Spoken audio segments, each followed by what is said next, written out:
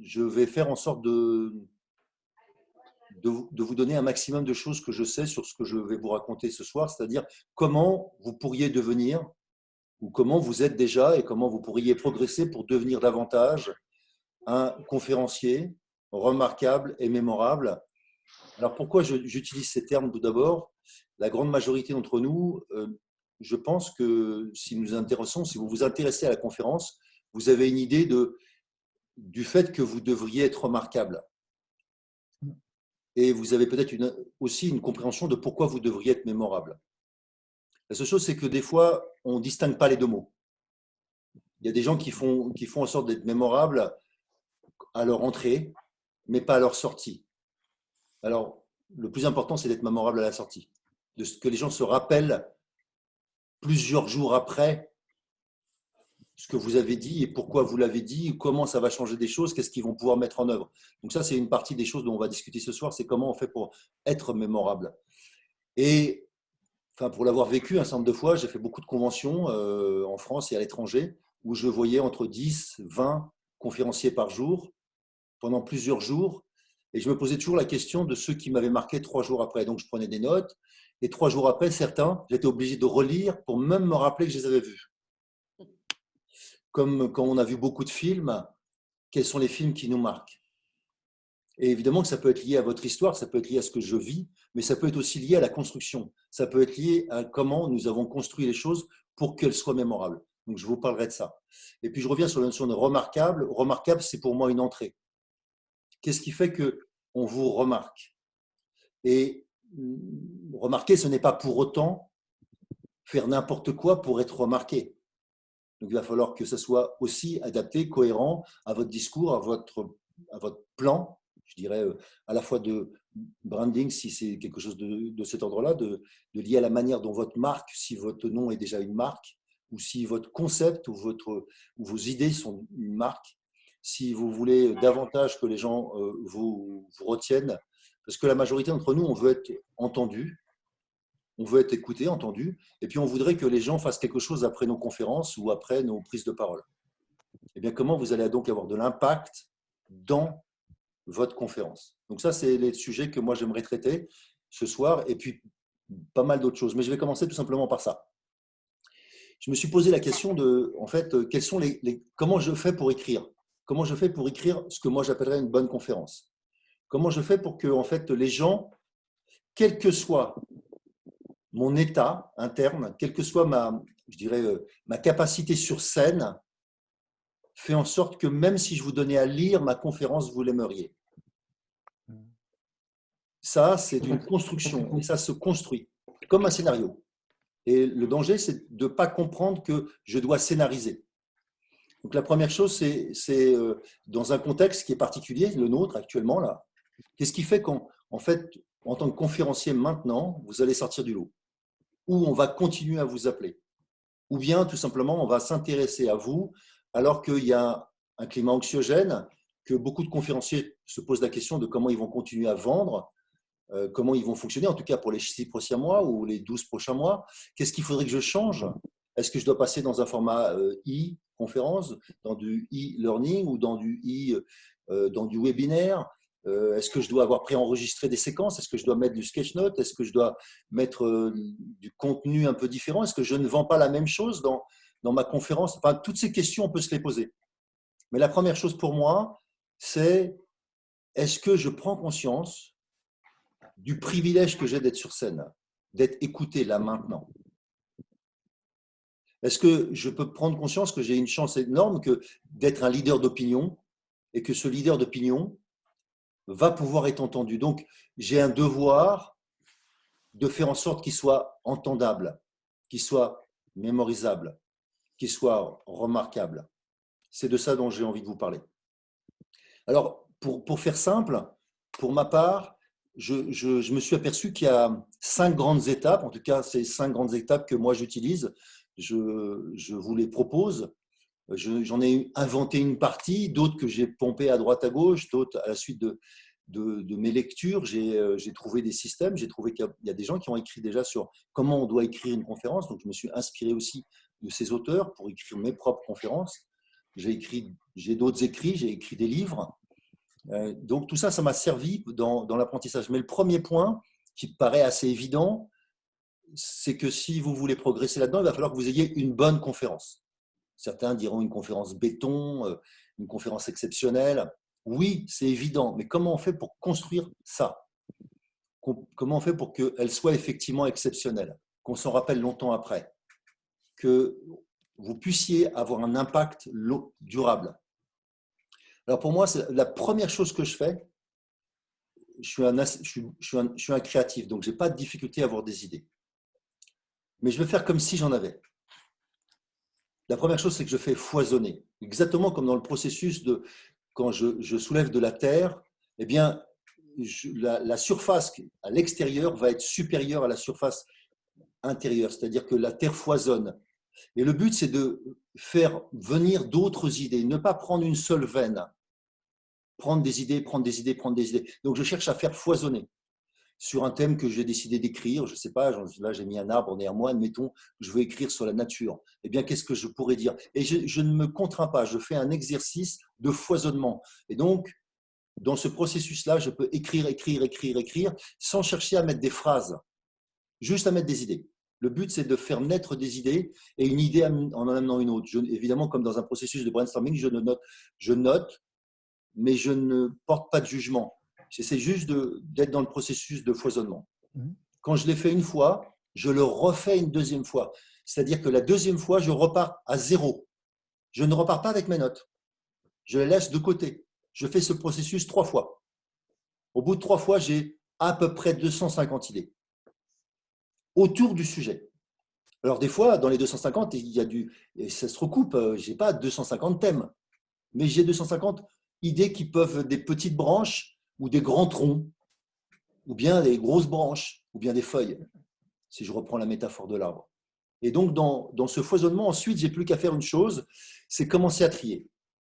Trier pour essayer, alors là, j'utilise des post-it de couleurs pour mettre des thèmes. Et donc, je commence à avoir 3, 4, 5, 6 thèmes, des fois, sur un sujet donné. Et de ces thèmes, j'essaye de les réduire à 3. Comme je suis plutôt un généreux, comme j'ai tendance à en mettre un peu trop, j'ai du mal à arriver à 3, pour ma part. Je suis souvent à 5. Mais j'essaie de me dire, descends à 3. Et j'essaie de rester dans un processus dans lequel je ne dépasse pas 3 thèmes. Parce que le grande erreur que la majorité des conférenciers que je vois font, c'est qu'ils disent trop de choses. Ils veulent dire trop de choses. Et donc, on se perd. Donc, à la fin, si je veux revenir au point tout à l'heure que j'avais donné, qui est mémorable, je ne serai pas mémorable parce que je ne sais pas ce que les gens vont retenir. Vous savez qu'en majorité, les gens retiennent moins de 20% de ce que vous dites. Sauf si vous allez utiliser des processus particuliers de mémorisation, de respiration, on va dire, de votre contenu, pourquoi pas même d'hypnose, enfin, en tout cas, des processus pour que les gens retiennent. Mais ils retiendront jamais 100%. Donc, est-ce qu'ils retiennent les virgules et les points, les vannes que vous avez dites, ou est-ce qu'ils retiennent l'essentiel? Comment savoir ça? Eh bien, vous allez donc procéder pour faire ça. Et donc, en prenant que 3 thèmes, vous avez une chance de pouvoir les répéter. Donc, premièrement, vous allez utiliser un processus de répétition dans lequel peut-être vous allez expliquer une fois comme ça, puis une fois dans l'autre sens, puis une autre fois autrement. Moi, j'appelle ça la technique millefeuille. J'ai un processus de répétition. Et je ne pars pas du principe que vous avez compris la première fois. J'essaie de trouver un autre moyen pédagogique plus peut-être, si le premier était sérieux, plus fun. Je raconte une histoire quand j'avais donné une anecdote, quand j'avais donné une théorie. Je valide différents processus pédagogiques d'apprentissage. Donc je reviens, je foisonne, je fais un tri. Une fois que j'ai fait ce tri, par post-it, je crée des thèmes. Une fois que j'ai ces 3 thèmes principaux, je remarque si aussi il y a des courants. C'est-à-dire comme une sorte d'énergie qui commence à se mettre en œuvre. Et une fois que j'ai fait ça, je crée un ordre. Par ordre, je devrais commencer par quoi? Et en écrivant cet ordre, ça m'autorise aussi à scénariser émotionnellement. Je commence à ressentir émotionnellement ce que j'ai à dire. Si comme ça marche mieux. Comme ça marche mieux. Et moi, je suis un visuel, donc j'ai tendance à visualiser. Et je suis aussi un gustatif, donc j'ai tendance comme si je me les mettais en bouche. Je me dis non, ça c'est pas un plat qui va avec ça. Ça m'autorise à aller rechercher un autre thème. Ou bien tout simplement à utiliser des techniques de scénarisation habituelles. Par exemple, beaucoup de gens m'expliquent des faits et ils me les racontent d'une manière linéaire. Comme un enfant qui raconte, quand il ressort de l'école, il dit qu'est-ce que tu as fait? Il me raconte à 8h45, j'ai fait ça, à 47, j'ai fait ça, à 50. Et en fait, vous attendez qu'une seule chose, c'est de dire s'il me raconte ça jusqu'à midi, on va revivre 4 heures. Ça va être pénible. Donc le processus, c'est de pas raconter ça. Donc l'intérêt, c'est comment je fais un flashback, comment j'autorise quelque chose de l'ordre du j'ai oublié de vous dire un truc. Dans cette scène, et puis là, je scénarise, je crée un personnage, et ça va être des astuces. On va voir comment on met ça en scène. Mais c'est ça le processus de scénarisation. Je commence à créer un ordre dans lequel je sais que ça marche mieux. Donc, je vous donnerai quelques techniques de à quoi je sais que ça marche mieux. D'accord. Le troisième chose que je fais, je crois que c'est tout dans les trois premiers points. Et en plus, après, je mets tout ça sur un tableau blanc. J'ai un grand tableau blanc sur un mur, mais je pourrais le faire au sol. Avant, je le faisais au sol, dans mon bureau. Et je mets ces post-it partout, avec ces couleurs dont je vous parlais, avec ces différents thèmes.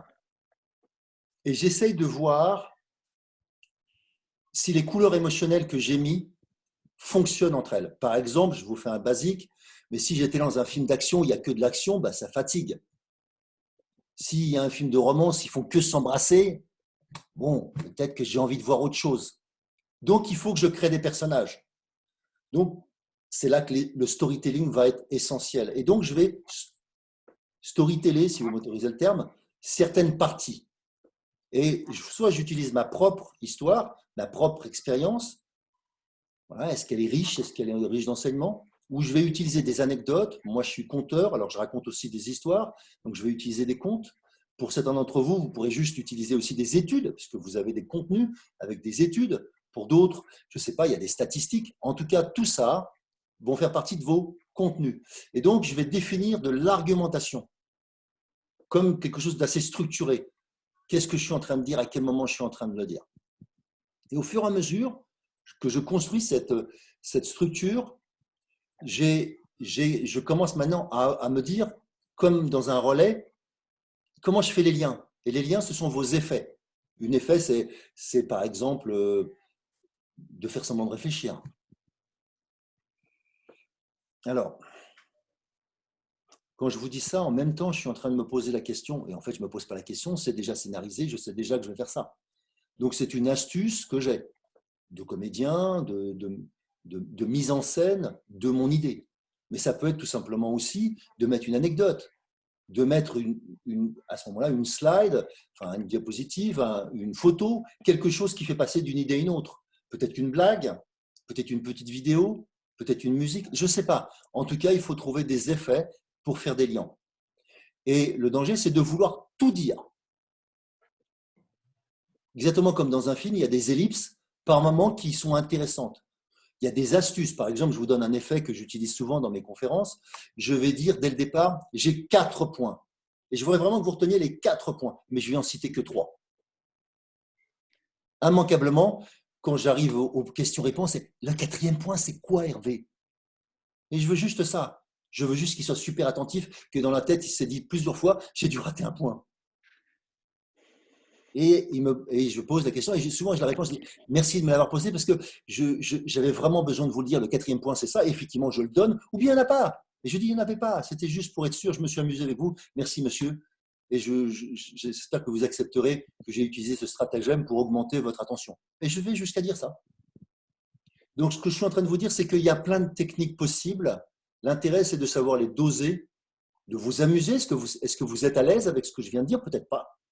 Donc, vous avez besoin d'être avec votre style.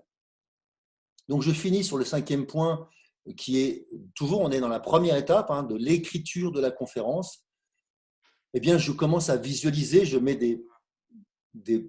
un document, que là, si on avait à partager l'écran, je ferais ça, je vous montrerai des slides de ma conférence. Mais je n'utilise pas, loin de là, les slides d'une manière systématique. Est-ce que ça apporte quelque chose, en l'occurrence? Par exemple, quand je fais des conférences sur les arbres, ben, je vais mettre cette slide-là, par exemple, pourquoi pas. C'est tout ce que je vais faire. Il n'y aura pas d'autre. Et le reste du temps, il y aura un fond noir. Pas un fond blanc, parce que si vous mettez un fond blanc, ça attire l'œil et les gens regardent le fond blanc au lieu de vous regarder. Donc là, il faut une slide noire ou un effet que vous pouvez avoir avec votre Zapet. Je ne sais pas si vous connaissez, mais il y a des Zapet qui mettent un fond noir et ça vous permet de passer en fond noir. Mais le but, c'est à ce moment-là que c'est vous la personne qui est importante, hein, parce que la majorité des gens ne sont pas toujours, en France, on n'est pas toujours à l'aise avec le fait de se montrer. Mais si les gens viennent, ils viennent pour votre sujet peut-être, mais une fois qu'ils sont là, ils viennent pour vous. C'est exactement comme si vous allez voir une pièce de théâtre parce que vous aimez cette pièce de théâtre. Vous ne connaissez pas encore les acteurs ou les actrices, mais à partir du moment où ils jouent, vous avez besoin de vous intéresser à eux, à elles. Et donc, si vous vous retirez, si votre contenu est plus important que vous allez être oublié. Peut-être que ce n'est pas important pour vous, en fonction de votre rôle. Mais si vous êtes conférencier, ça serait bien qu'on ne vous oublie pas. Parce que une partie de la légitimité de votre contenu, c'est vous. Si vous n'êtes pas légitime, vous ne sentez pas légitime, si vous vous sentez un imposteur, par exemple, c'est un des syndromes possibles, eh bien, votre contenu aussi sera partiellement illégitime, partiellement non reçu, partiellement non entendu. Donc, je reviens, vous avez ces 5 étapes et sur lesquelles vous allez décider ensuite si vous allez mettre ou pas. Alors moi, je vais jusqu'à scénariser des choses comme sur une scène. C'est-à-dire qu'est-ce que je mets une chaise? Est-ce que je mets une table? Est-ce que je mets un objet? Est-ce que je vais utiliser le public? Comment je vais jouer avec le public? Est-ce qu'il y a des temps avec le public? Moi, j'adore ça. C'est une partie des choses que je fais, c'est descendre dans la salle, discuter avec les gens, prendre quelqu'un sur scène, lui faire vivre une expérience. Ça, c'est mes trucs à moi, c'est pas obligatoirement les vôtres. À un moment donné, vous devez prendre conscience de qu'est-ce qui va vous faire gagner en puissance. Est-ce qu'un objet vous aide? Comme dans une pièce, ça devrait être possible. Vous avez une scène, il faut savoir la mettre en œuvre. Alors, le dernier point aussi, c'est de valider ma sortie. J'ai validé mon entrée pour qu'elle soit remarquable, je valide ma sortie pour qu'elle soit mémorable. Donc, il est hors de question, je vous le redis, hors de question, que vous n'assumiez pas un potentiel standing ovation. Ça veut dire que vous n'avez pas obligatoirement créé, oui, c'est facile de le faire, je pourrais vous donner des techniques pour être sûr que les gens se lèvent et sûr que les gens vous applaudissent à la fin. Pour autant, votre conf ne sera pas obligatoirement mémorable. Elle sera agréable pour vous, ça flattera votre ego, ça fait du bien de temps en temps. Alors, je ne suis pas contre ça. Pour autant, si vous êtes sur scène, il faut que vous acceptiez. Vous voyez, si un comédien, à peine où on l'applaudit, il part, il y a un problème. Donc, il faut que vous acceptiez votre effet jusqu'au bout. Parce que rester, c'est dire merci. Et dire merci, c'est ce moment d'échange et de gratitude qu'on a l'un avec l'autre. Vous et votre auditoire. Vous et chacun qui a vécu quelque chose. Parce que même si par moment, vous avez peut-être pensé que c'était vous le héros, c'est votre public. Le héros, c'est celui qui vit la plus grande transformation. Donc, c'est lui qui doit vivre la transformation. C'est lui qui est venu, c'est lui qui doit vivre cette transformation. Comment vous allez l'amener à se transformer à côté de vous? Donc, peut-être que par moment, ce sera par projection avec ce que vous vivez, qui les aide à le vivre, par un processus émotionnel, par un processus de neurones miroirs, par un processus de faire venir quelqu'un sur scène pour que davantage encore on soit impliqué dans la salle. Il y a plusieurs processus pour ça. Mais le héros, c'est votre public. Donc, ça ne va pas être du moi-je.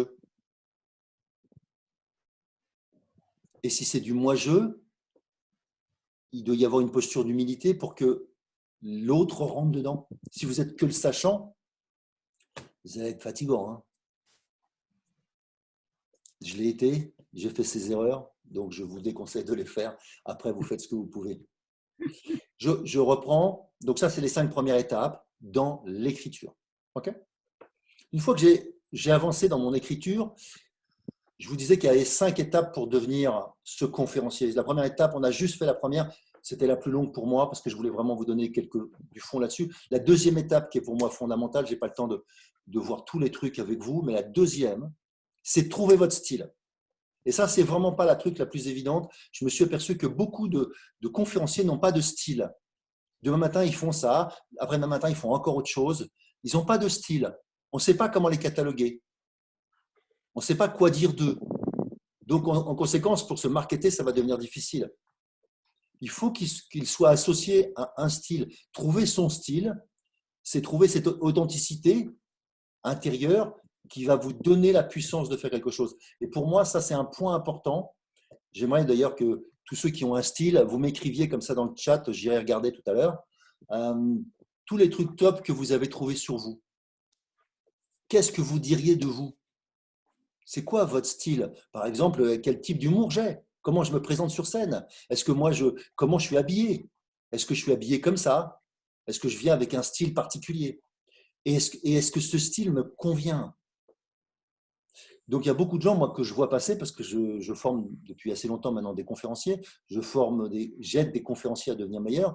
J'aide des comédiens, j'aide des politiciens, j'aide beaucoup de gens à la prise de parole. J'ai organisé depuis 30 ans, enfin depuis 86 maintenant, ouais, ça fait un petit bout de temps, des concours d'éloquence.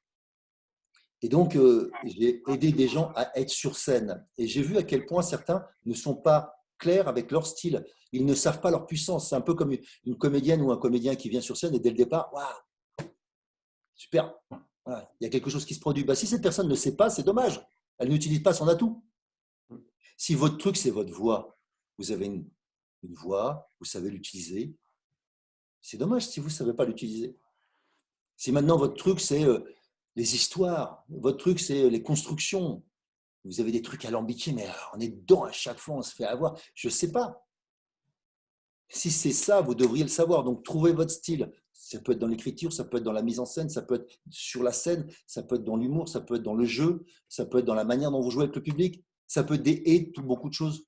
Trouvez votre style. Et ça prend un peu de temps. Ça demande aussi de se regarder, pas dans le sens de se regarder dans un miroir, mais peut-être d'accepter de s'écouter pour entendre des choses, essayer de corriger les choses que vous n'aimez pas, s'accepter davantage pour aller davantage et demander aux autres. Demander. Beaucoup de feedback m'ont aidé à mieux comprendre mon style, des choses que je savais de moi, mais des choses que je ne valorisais pas toujours. Donc j'ai pris du temps à demander ça, ça m'a beaucoup aidé. Donc voilà, ça c'est la deuxième étape, trouver son style. La troisième étape, en fait, je voudrais m'arrêter un peu de parler. Et puis, je voudrais déjà, alors, il n'y a pas beaucoup de gens qui ont conversé dans le chat. Mon style, c'est chapeau, costume et pochette rouge. Merci, Alain.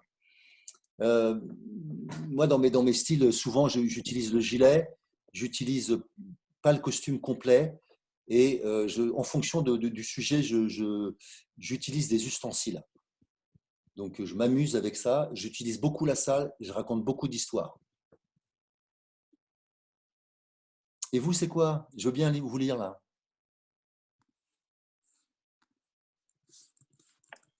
Je cherche. Ok, humour à la québécoise, dit Alexandre.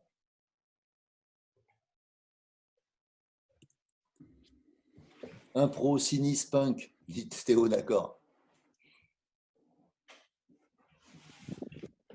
Allez-y, allez-y. Je suis sûr que vous avez tous un style. Et le but, c'est, Oui. Sophie, le mouvement, je ne reste pas en place. Ok. L'imitation, dit Patrick. La chute libre, ok, ça peut être sympa aussi. Merci, Arbitre Général. Mon style, c'est l'envie d'aider comme si j'avais un ami devant moi. Ok, l'humour, l'interactivité, raconter des souvenirs, raconter des histoires. Ukulélé, ok, merci Gilles. Donc, un point que je vous propose, c'est que apprenez votre style parce que ça va vraiment faire la différence. Le grand danger, c'est que vous empruntiez le style d'un autre. C'est exactement comme si, enfin, vous voyez, il y a des gens qui racontent des histoires, vous les racontez, et est-ce qu'elles marchent mieux, vous, quand vous les racontez? Si elles marchent moins bien, c'est que vous n'avez pas trouvé votre style. Ou en tout cas, c'est peut-être pas votre style, les histoires. Comment vous racontez ces histoires-là? Donc, il y a chacun de nous, on a un style. Savoir utiliser son sourire, comme tu proposes Céline aussi. Je pense que chacun de nous, on a quelque chose. Et savoir utiliser ce quelque chose. Je suis très bon pour le silence. Ça ne me gêne pas. Donc, utilisez aussi le silence. Utilisez la puissance qui va se dégager d'un silence, par exemple, pour aller en profondeur dans le sujet, pour regarder différemment. ou pour passer dans une pirouette. Donc, jouer avec ça, c'est des choses qui vont vous permettre d'apprendre votre style. Pourquoi? Parce que votre style, ensuite, va vous permettre de retravailler votre conférence avec, dans vos astuces, dans vos liens, dans vos effets dont je parlais tout à l'heure, davantage de choses qui sont marquées avec votre style. Il y a des gens, dès qu'on a une image, on sait que c'est eux, c'est leur style, un peu comme un cinéaste et on reconnaît sa manière de filmer. Eh bien, si des images que vous mettez sont très accolées à votre image, tout de suite, on le sait, on attend ça. Donc, identifiez votre style le plus possible. La troisième étape, c'est, je vous disais, je voulais un peu me taire et je voulais vous présenter les 3 personnes avec qui je travaille, particulièrement sur ce sujet en ce moment. Et pour moi, il y a une étape fondamentale, c'est la visibilité. Il y a le statut dans lequel vous êtes doit changer. Vous êtes un homme, une femme de scène, votre statut doit changer. Donc, comment vous allez faire pour vous faire connaître? Comment vous allez faire pour vous faire reconnaître? Et je voudrais que Sylvain, tu nous en dises un peu plus, Sylvain Durand, sur la présence digitale, en quoi c'est essentiel, en quoi ça te permet de devenir visible et en quoi ça va aussi t'influencer sur la manière dont tu travailles sur scène. Sylvain? Oui, merci Hervé. Alors effectivement, la présence digitale aujourd'hui est essentielle pour tout conférencier qui se respecte et on l'a vu avec cette période de confinement que le digital était quasiment indispensable pour pouvoir exister auprès de son audience, auprès de son public, auprès de sa communauté. Euh, pour moi, le digital aujourd'hui, c'est ces 3 piliers. Il y a le pilier du site internet qui est en fait presque votre racine, si on reprend les expressions de l'arbre d'Hervé, les racines de votre identité de conférencier, votre site internet, le nom de domaine qu'on va taper et qui va nous permettre de découvrir qui vous êtes à travers peut-être quelques vidéos, quelques textes, quelques articles. Donc ça, c'est le premier pilier, c'est le pilier du site internet et vous devez de construire un site internet qui a un impact par rapport à votre public, celui à qui vous allez vous adresser. Le deuxième pilier du digital, ce sont les réseaux sociaux. Alors les réseaux sociaux, tout dépend du type de public que vous visez, mais on va citer LinkedIn, on va citer Facebook, on va citer Instagram, on va citer peut-être aussi Twitter, avec tous les dangers que cela peut apporter, parce que quand on est sur les réseaux sociaux, en termes de digital, la parole qu'on va porter est une parole publique. Et le danger aussi de la parole publique en tant que conférencier, ce sont des paroles qui restent. C'est-à-dire que votre public, les gens qui vont vous suivre, ont cette capacité de reprendre vos paroles, vous citer peut-être. Alors, ça a des effets très positifs parce que vous pouvez effectivement marquer, être remarquable, pour reprendre le thème d'Hervé, grâce justement à ce que vous allez publier sur les réseaux sociaux par rapport à votre interactivité sur une audience ou sur une communauté. Et ça, c'est très important de pouvoir d'abord, se centrer sur un réseau social qui vous intéresse à vous et où vous sentez qu'effectivement, il y a votre public, votre audience.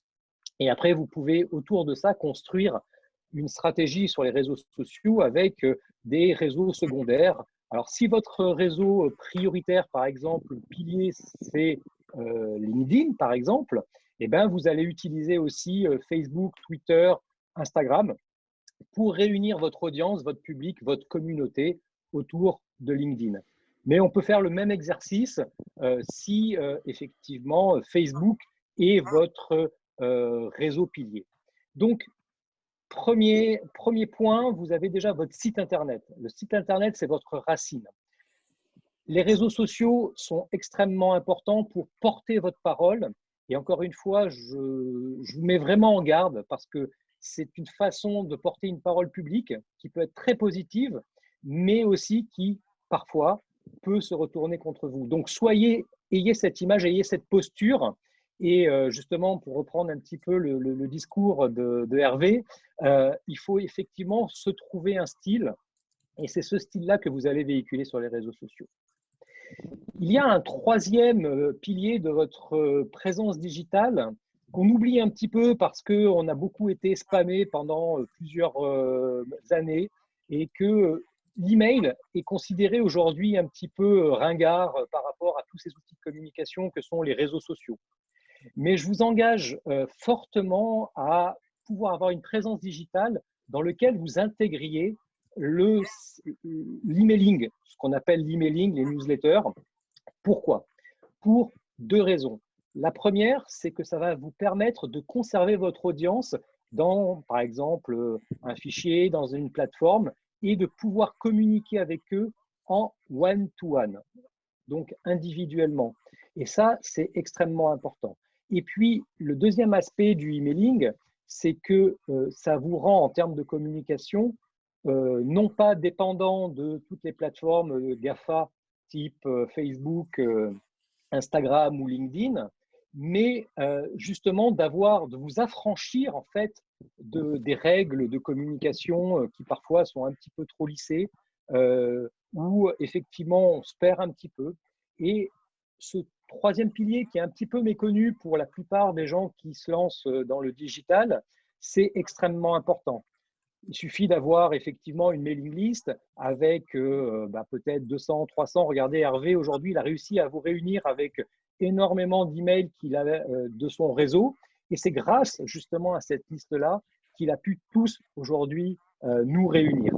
Donc, voilà les trois piliers fondamentaux. Et après, bien sûr, la logique, c'est de pouvoir les mettre en musique.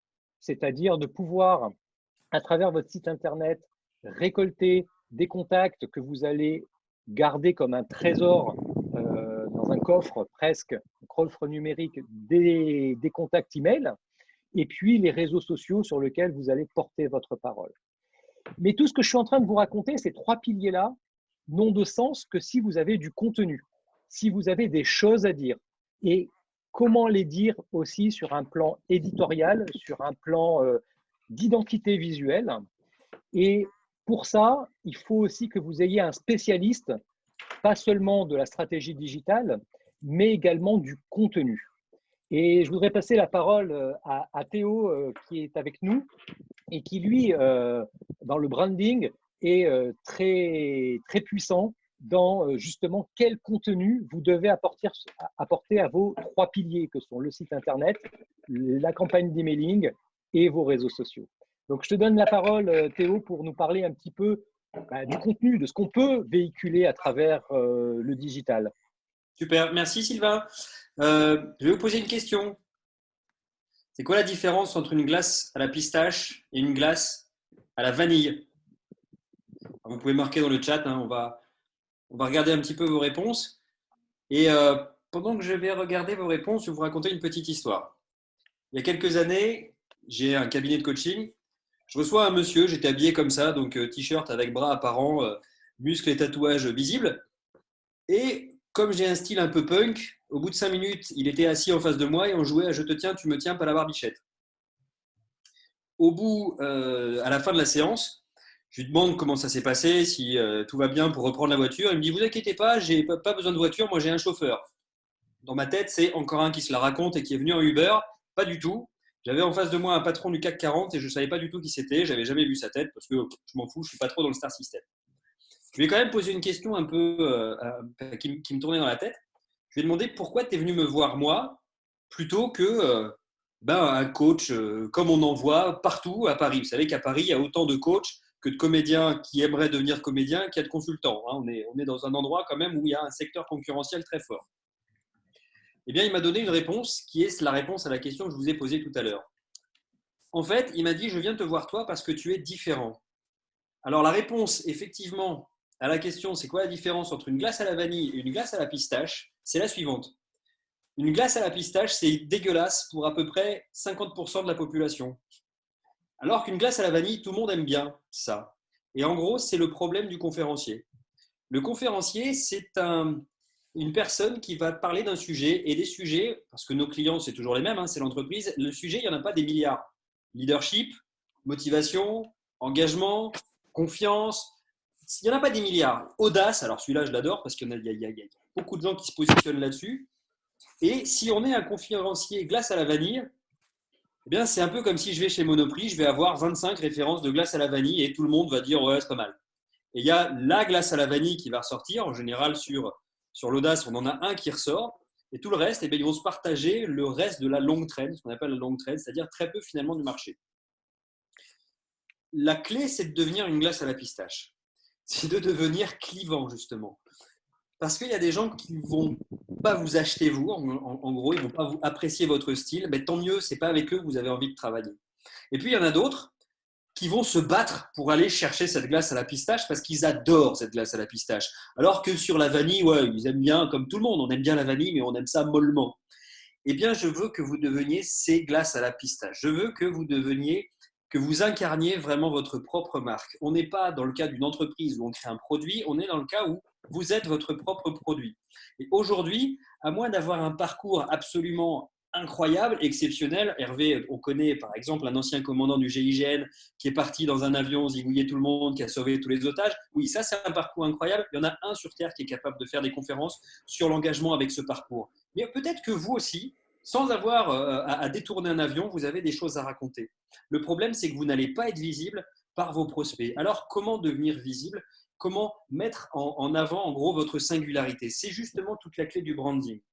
Assumez qui vous êtes. Alors, ce n'est pas non seulement avoir un humour, on a tous de l'humour. Ce n'est pas non seulement, je bouge partout, ok, c'est cool, mais c'est quoi qui fait votre singularité par rapport à une personne qui va parler de l'audace? Votre histoire, ok, pourquoi pas? Votre style, carrément, votre style.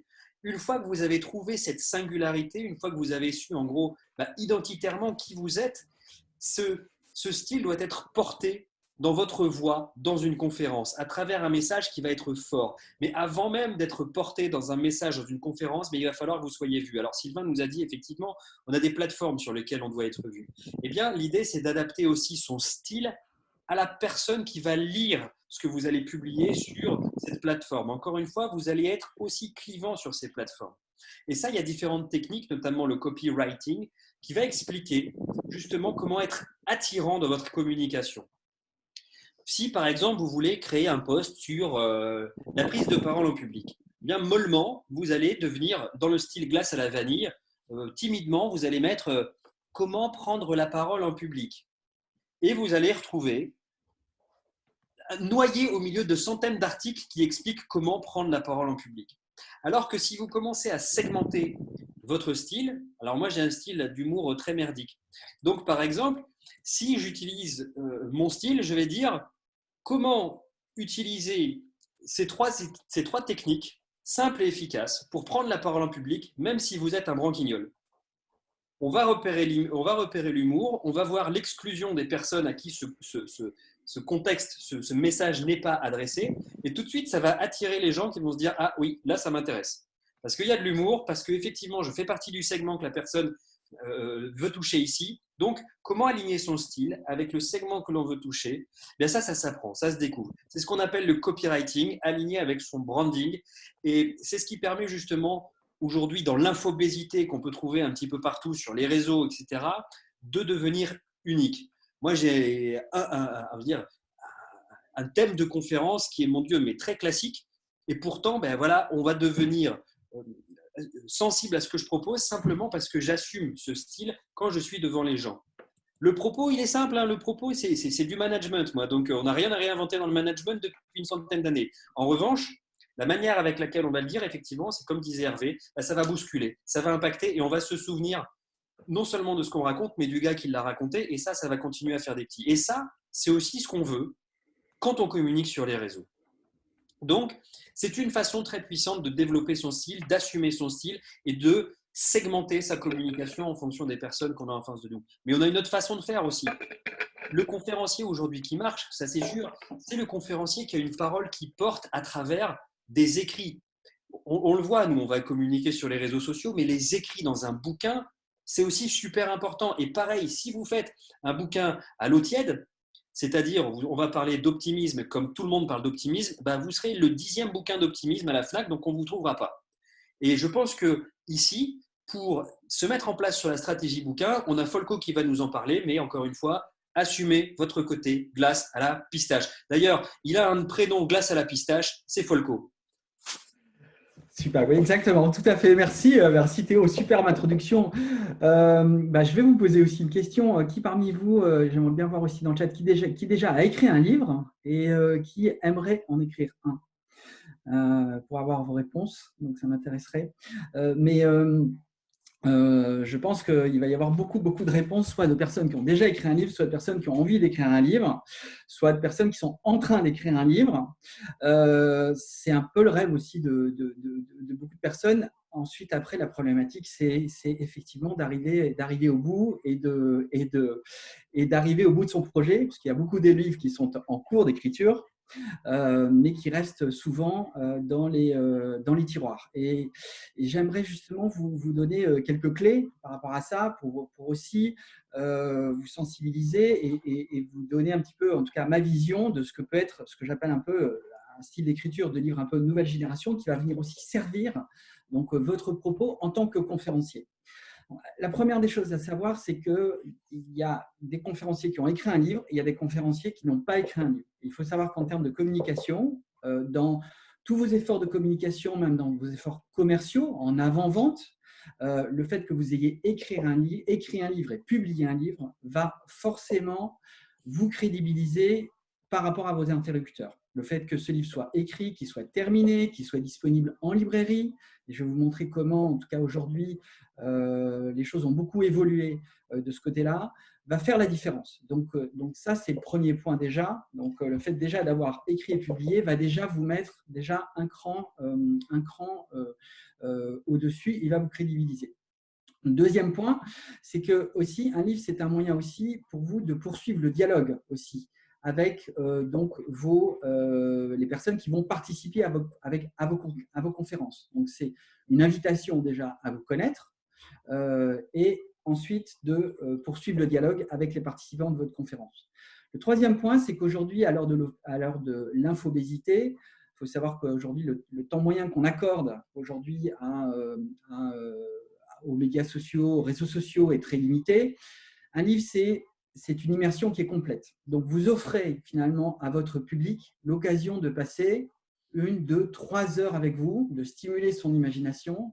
Et je pense que c'est un formidable cadeau aussi que vous devez vous faire et que vous devez faire à votre audience aussi pour accroître votre impact, faire passer votre message et renforcer aussi votre impact. Donc ça, c'est vraiment un élément très important. Aujourd'hui, je ne pense pas qu'il y ait de support plus immersif. Il y a peut-être le podcast aujourd'hui qui, pareil, fait appel à un seul sens, mais qui fait appel à l'imagination, qui permet de s'immerger véritablement dans une parole, dans un sujet et dans une thématique. Et si vous avez envie de devenir conférencier, c'est que vous avez un message fort. Et avec Hervé, donc vous allez travailler pour renforcer ce message. Et ce message, il mérite finalement aussi d'avoir un écrin sur lequel vous allez pouvoir travailler pour le renforcer. Donc ça, c'est le premier point qui concerne le livre. La deuxième chose que je voudrais vous dire concernant un livre, c'est que pour ceux qui aimeraient écrire mais n'ont pas démarré, etc., on sait tous écrire. Donc, on a tous écrit il y a longtemps. Donc, ce n'était pas forcément extrêmement agréable quand on était forcé de faire des rédactions à l'école. Peut-être qu'on n'a pas tous aimé ça.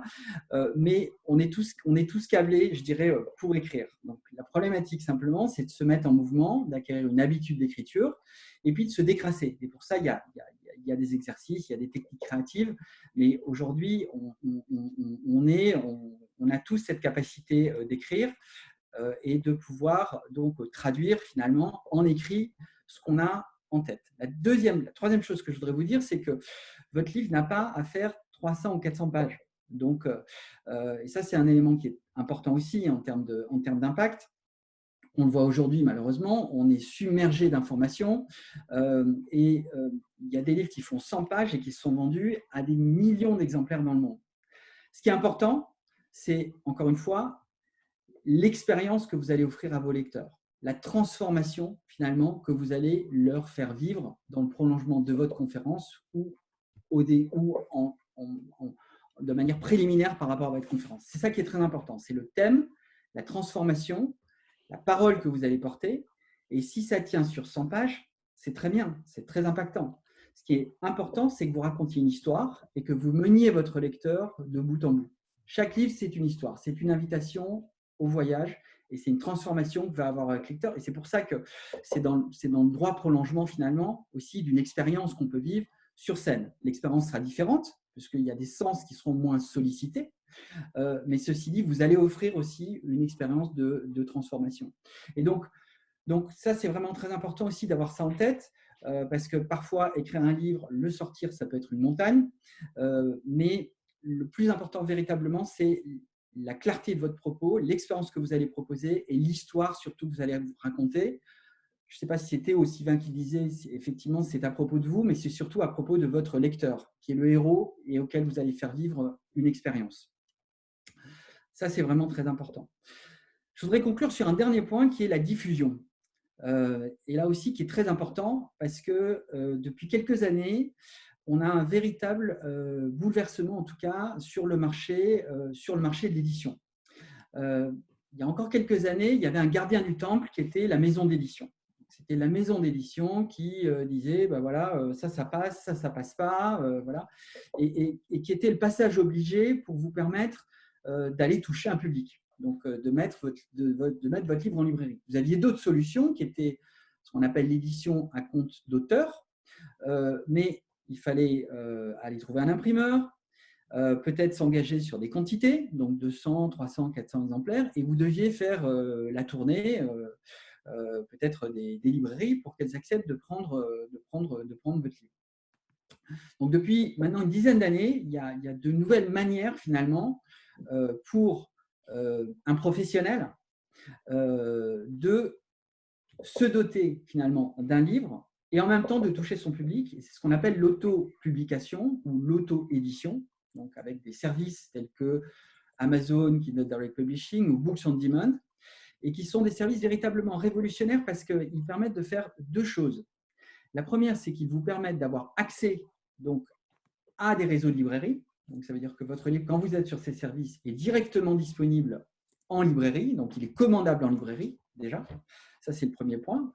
Et ça vous permet d'être visible aussi dans des librairies, dont des librairies comme Amazon, par exemple, qui aujourd'hui est une des plus grosses librairies de France. Alors, encore une fois, être visible, ça ne veut pas dire être acheté, d'accord, mais ça, c'est du marketing. Donc, à partir du moment où vous y êtes et vous comprenez la règle du jeu, comment ça fonctionne, on peut rendre votre livre visible. Moi, c'est ce que je fais en accompagnement.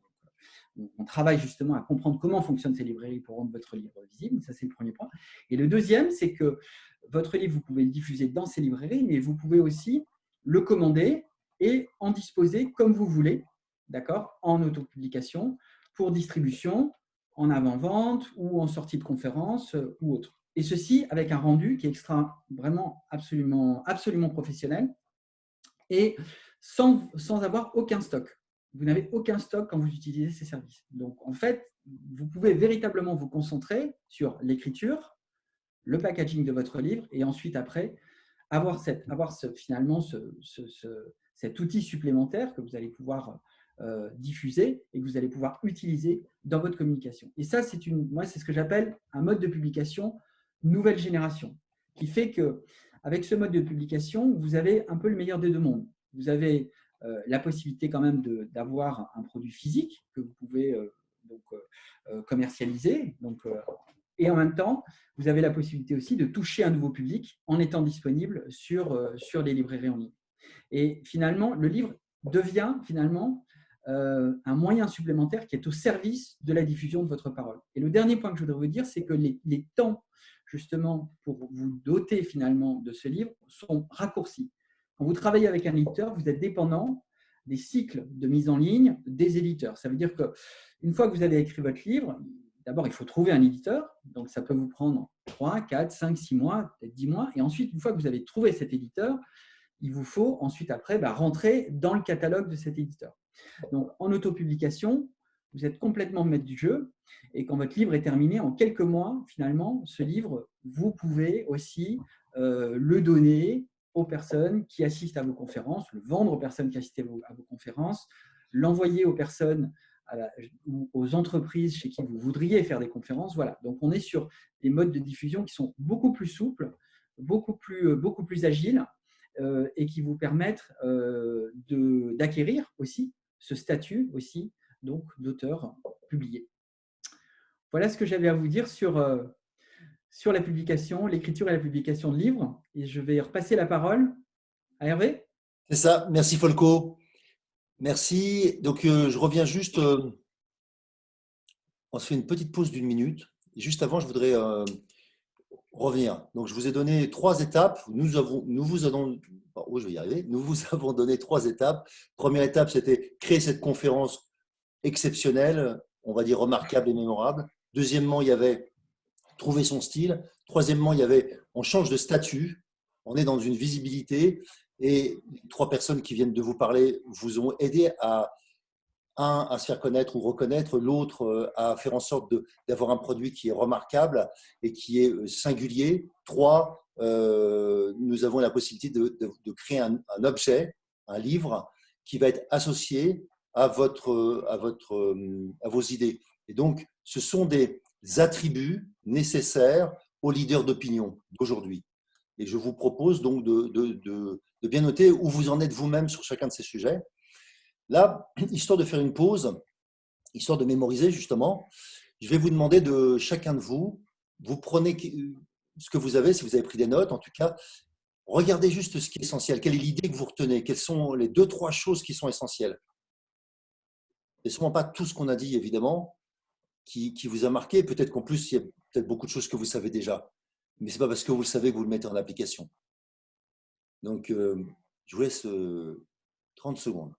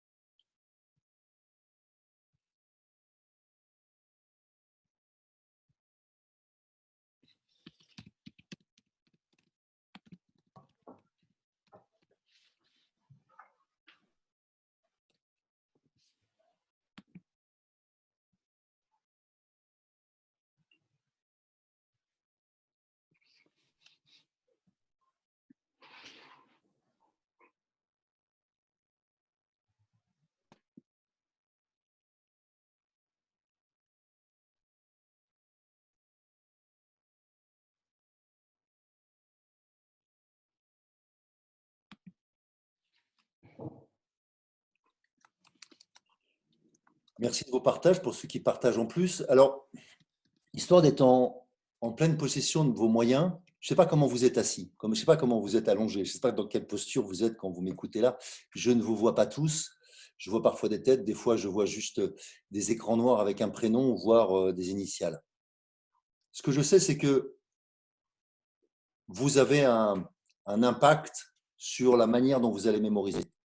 Il y a ce que je suis en train de vous dire, mais effectivement, il y a aussi comment vous êtes assis, comment vous êtes assise. Donc, je vous donne juste une astuce pour quand vous parlez en public, pour faire en sorte que votre voix sonne. Donc, l'erreur, ça serait de se mettre sur mon dossier. J'ai un dossier, effectivement, mais je ne l'utilise pas. J'ai des accoudoirs, mais je ne suis pas accoudé. C'est-à-dire que je me tiens, j'ai mes pieds au sol. On appelle sur les coussinets, techniquement, c'est la partie qui est après les doigts de pied. Il y a des renforcements, ça s'appelle les coussinets. Vous appuyez sur ces parties-là. Donc, je vous propose tous de le faire, comme ça au moins on fait un exercice ensemble. Et puis, à peu près, si vous êtes assis, si vous êtes sur votre canapé, si vous êtes debout, vous avez les jambes à peu près largeur d'épaule, comme on skie aujourd'hui. On skie largeur d'épaule. Donc, vous essayez d'être à peu près en largeur d'épaule et vous essayez d'appuyer sur vos coussinets davantage pour sentir en fait ce qu'on appelle les ischions. Et pour pouvoir les sentir, vous allez devenir en bout de chaise, surtout pas en fond de chaise, en bout de chaise, devant. Alors, sauf si vous avez peur de perdre l'équilibre sur votre tabouret, mais sinon, vous vous mettez dans une assise qui est, surtout, vous n'utilisez pas le fond, pour vous obliger à tenir droit, comme un enfant qui serait à table et qui se tient sur sa table. Là, vous n'avez pas le droit de vous tenir sur vos mains, vous tenez par vous-même. Et le processus, c'est entre mes coussinets et entre mes ischions. Mes ischions, c'est les 2 pointes que j'ai sous les fesses. Je vais un peu plus derrière, je sens que ça bascule. Quand je vais un peu trop devant, je sens que j'aurais tendance à m'appuyer sur mes genoux ou m'appuyer sur la table qui est devant moi, mon bureau. Donc, vous trouvez votre espace. Donc déjà, ça permet de libérer la cage thoracique. Ça permet de libérer votre souffle. Et puis, il y a une respiration ventrale. Par ventrale, j'entends quelque chose qui vient du ventre et non pas quelque chose qui vient des côtes, sinon ça s'appelle le costal. Le costal augmente le stress, le ventral le diminue. Est-ce que vous voulez augmenter le stress des personnes qui sont avec vous? Peut-être, ça peut faire partie du spectacle, du show, je ne sais quoi. Donc oui, à ce moment-là, vous allez utiliser ça. Si vous faites des efforts physiques, c'est une respiration réflexe, vous allez passer en costal. Mais beaucoup d'entre vous, là je vous regardais tout à l'heure pendant que d'autres parlaient, vous étiez en respiration costale, ça veut dire une respiration trop rapide. Une respiration qui ne vous permet pas d'être présente à vous, à démarrer quand il faudra. Donc il faut passer en ventral. Et dans les exercices que moi je fais avant de monter sur scène, je ne fais que de la respiration ventrale, assis, debout, allongé, peu importe.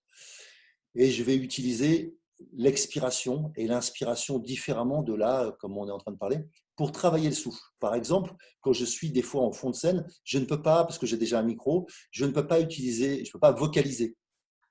Et donc je vous donne une astuce, quand je ne peux pas vocaliser, je fais comme si je chantais, mais je ne sors pas le son.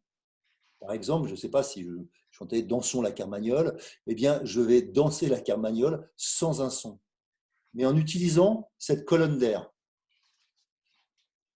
C'est-à-dire que je commence à chanter comme si je chantais, c'est-à-dire que presque c'est mes lèvres jouent la musique, toute ma gorge sent, et je suis en inspiration, expiration ventrale, et j'essaie de bien contracter, de bien me détendre. Et je fais ce son petit à petit. Et donc, après, quand je devrais vocaliser, le son va sortir déjà naturellement. Idéalement, je vais vocaliser avant. OK? Donc, on pourrait vous donner des tonnes de techniques de vocalise. Les gens avec qui je travaille, j'enregistre des sons ou des processus de vocalise que vous pouvez trouver aussi sur Internet, il y en a beaucoup, qui vont vous permettre de travailler votre voix. Parce que s'il y a bien un truc que j'ai appris et qui m'étonne encore, j'ai jamais vu un comédien qui montait sur scène et qui ne savait pas de quel instrument il joue. Mais j'ai vu un nombre incroyable de gens monter sur scène sans savoir de quel instrument ils jouent, c'est-à-dire leur voix. Aucune idée de comment ça fonctionne. Aucune idée de l'instrument qu'ils jouent, de ce que l'instrument produit. Ça vous paraît pas dingue de monter sur scène et pas savoir ce que vous pouvez faire avec cet engin qui est votre support numéro 1?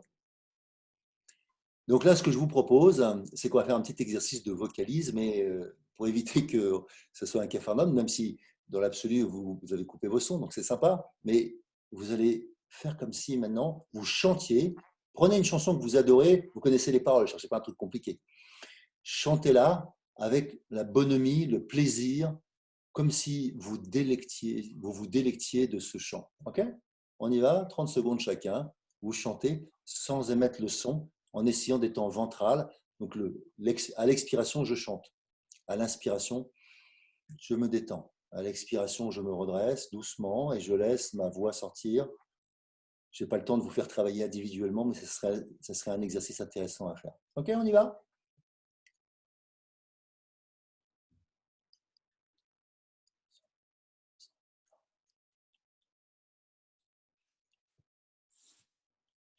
Ok. Et après, ce que je vais faire comme variante de ça, de la chanson que je suis en train de faire, c'est que je vais surarticuler pour travailler mes zygomatiques. Pour surarticuler, je peux utiliser les techniques de comédien avec un crayon dans la bouche. Tout ça, ce sont des techniques pour faciliter la sortie du son. Parce que même si vous avez un micro, si vous ne faites pas d'effort, c'est-à-dire qu'au lieu de travailler avec votre voix de gorge, vous travaillez avec la puissance du ventre, eh bien, vous ne vous fatiguez pas. Vous pouvez parler plusieurs heures sans être fatigué. Donc, un des points essentiels va être la préparation. Je ne sais pas exactement si vous avez tous fait l'exercice, parce que j'en ai vu quelques-uns, mais je n'ai pas vu tout le monde, loin de là, parce que vous n'avez pas tous la caméra centrée sur vous. Posez-vous vraiment la question, est-ce que vous maîtrisez peut-être un mot encore un peu fort, est-ce que vous savez ce que votre voix produit? De quel instrument vous jouez? De quel instrument, si vous êtes dans une symphonie, dans un quatuor, du jazz, vous êtes rythmé, vous? Ok, ça marche comment? Avec vous, quand vous parlez. Si vous ne savez pas, vous ne savez pas quel impact vous avez sur les gens. Super, Philippe, tu es en rythme. Je te vois. Et ça, c'est une première chose, c'est habituez-vous à avoir du plaisir à vous exprimer, pas à vous écouter. Parce que si vous vous écoutez tout le temps, ça va être pénible pour les autres. Donc, c'est normal, évidemment, qu'on n'aime pas tous nos voix, on n'est pas tous habitués à entendre le son de notre voix, puisque nous n'entendons pas notre voix naturelle, nous entendons une voix, là, moi, celle que j'entends, elle résonne ici, elle résonne ici, elle résonne là. En fait, j'utilise les résonateurs et qui font que ma voix que j'entends enregistrée n'est pas ma voix que j'entends là, évidemment, puisqu'elle n'a pas ces résonateurs. Mais par contre, la voix que vous entendez de moi, c'est celle qui est enregistrée. Donc, c'est celle-là que je devrais apprendre à apprécier, puisque vous l'appréciez. Donc, travailler sur l'acceptation de soi, c'est aussi un bon exercice pour trouver sa voie. Alors, troisième point, juste avant d'aller un peu plus loin. Construction de votre, je vous refais, construction de votre conférence. Deuxièmement, vous trouvez votre style. Troisièmement, vous changez de statut, vous devenez visible, vous acceptez d'être connu et reconnu. Vous acceptez aussi potentiellement de déplaire, d'être la pistache. Vous acceptez aussi d'avoir de la visibilité sur des réseaux sociaux sur lesquels vous allez accepter de vous exprimer, de vous faire aider par d'autres si nécessaire, de trouver des gens qui ont une plume si c'est nécessaire, et vous accouchez d'un livre. Vous accouchez d'un prolongement de vous à diffuser, parce que c'est un processus de diffusion de vos idées.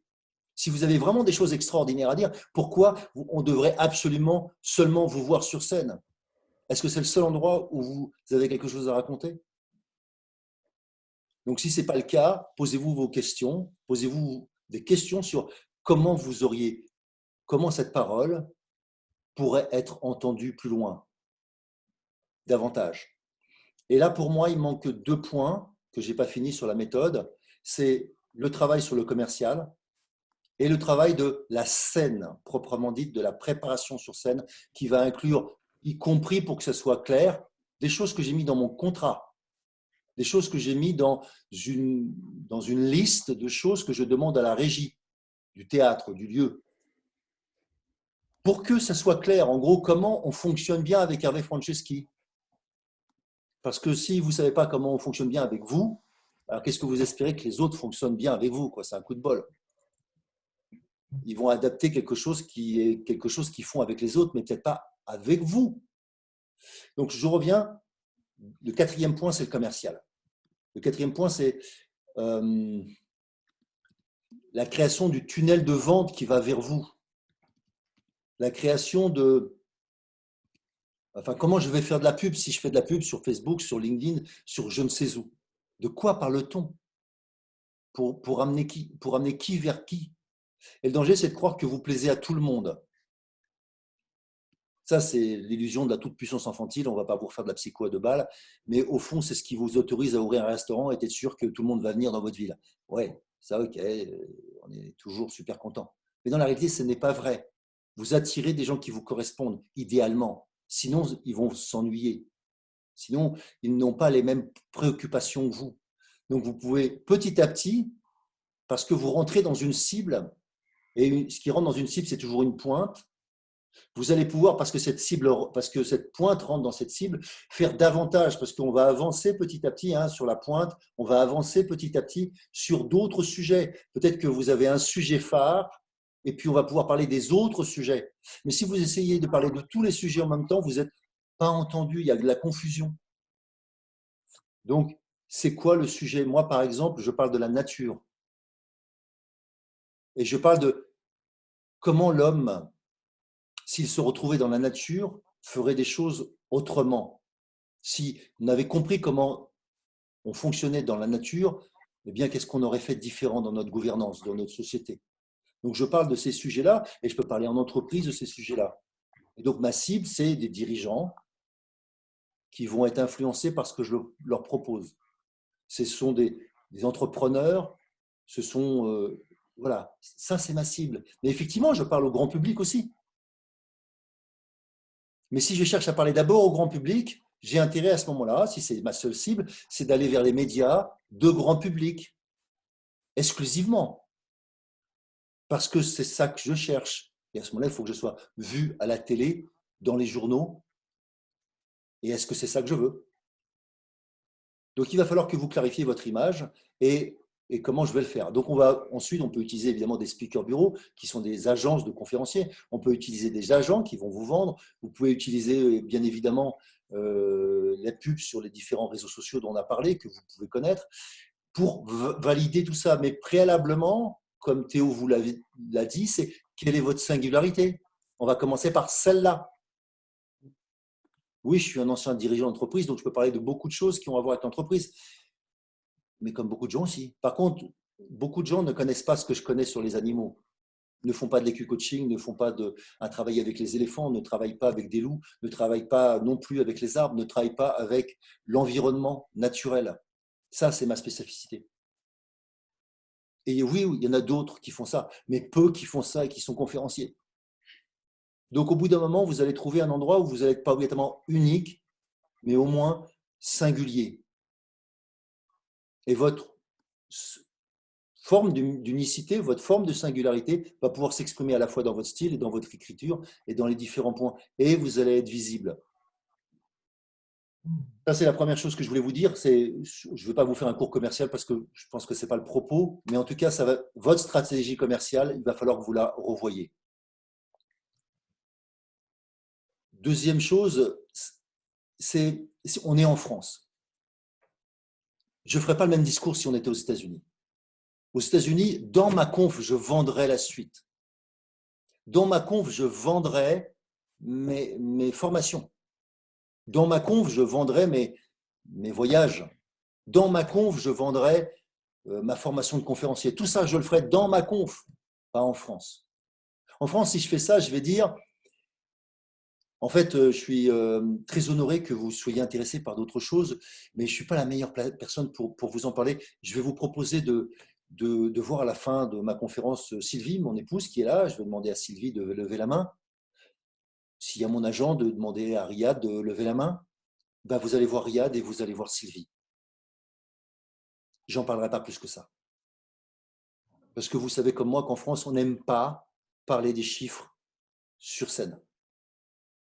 Donc, vous devriez faire attention à ça. Mais dans un autre cadre, dans d'autres pays, vous pourriez faire des choses différentes. Donc, évidemment, vous devez être adapté à la culture d'un pays. Votre humour devrait être adapté à la culture du pays, et ainsi de suite, et ainsi de suite. Votre marketing devrait l'être. Et quand je dis un pays, y compris de la cible, des gens à qui vous parlez, d'accord, ça va de soi que, en fonction de l'auditoire, vous devriez vous adapter. Bien dans votre commercial, bien évidemment aussi, c'est pareil des évidences. Le dernier point, je voulais revenir sur le dernier point avant de clore, c'est, il y a un point qui me paraît essentiel, c'est que les gens sachent comment vous fonctionnez. Je me suis aperçu à quel point, enfin depuis le temps que je fais du management, depuis le temps que je donne des cours sur le leadership et le management, je m'aperçois qu'il y a un nombre incalculable de gens qui n'ont toujours pas compris qu'ils devraient expliquer aux autres comment ils fonctionnent. Je sais bien que la première chose qu'on dit quand on dit bonjour à quelqu'un, c'est pas tiens, salut, voilà mon mode d'emploi. Mais c'est tellement plus simple quand vous fonctionnez avec les gens et que vous leur dites comment vous fonctionnez. Parce qu'ils ont tellement d'autres choses à faire. S'ils pouvaient à un moment donné, ça soit plus simple avec vous, je peux vous dire qu'à un moment donné, ils vous le rendront. Donc, je fais en sorte, avant d'être sur scène, d'avoir envoyé à la personne qui s'occupera de moi à la régie, d'envoyer à la personne qui s'occupe de moi comme maître de cérémonie, s'il y a un maître de cérémonie, qui va me présenter un ensemble d'éléments et je les valide avec eux pour que ça soit simple. En tout cas, j'aimerais que les gens se disent fonctionner avec Hervé, c'est simple. Voilà. Et pas, qu'est-ce que c'est compliqué avec lui, parce que simple va bien avec le mot naturel qui me correspond. Et deux, parce que je n'ai pas envie d'être un type compliqué. Au contraire, j'aime que les gens me rendent la vie simple aussi. Donc, si je peux la leur rendre comme simple, je ne vais pas rater l'occasion. Donc, j'ai défini un mode d'emploi. J'ai une convention. Ma convention, c'est une page. Pardon, ça ne se voit pas très bien quand on est en ce format-là. J'ai une page. Je n'ai pas 25 pages. Certaines personnes, je sais, envoient des contrats de 3-4 pages. Moi, j'envoie une seule page. Là-dedans, il y a mon prix. Mais il n'y a pas que mon prix.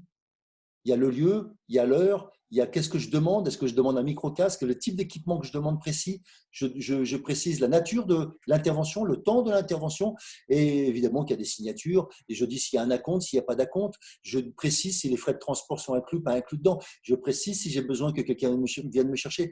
Tout ça, c'est dans cette page, c'est écrit simplement. Et après, il y a des conditions générales de vente qui sont associées, mais s'ils n'en ont pas besoin, ils ont qu'à voir sur mon site, il y a les conditions générales de vente. Je n'envoie pas non plus un livret de 25 pages à lire avant. Ça serait trop compliqué. Une seule page. La deuxième chose que j'ai, c'est une page pour la partie théâtre, régie, scène, sur lequel il y a tout ce qu'il faut savoir sur moi.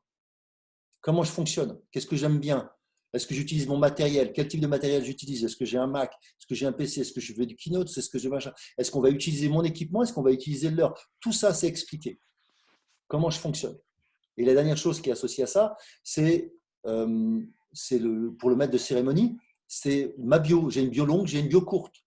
Je donne des anecdotes, je donne mes propres anecdotes. S'il faut, je l'enregistre. Si quelqu'un me demande un truc, je fais du WhatsApp, du je ne sais quoi, je l'enregistre et j'envoie. Et la personne a un truc qu'elle peut réécouter juste avant. Presque on pourrait lui souffler dans son oreillette si c'était nécessaire. Donc, je facilite le travail des gens qui sont sur scène.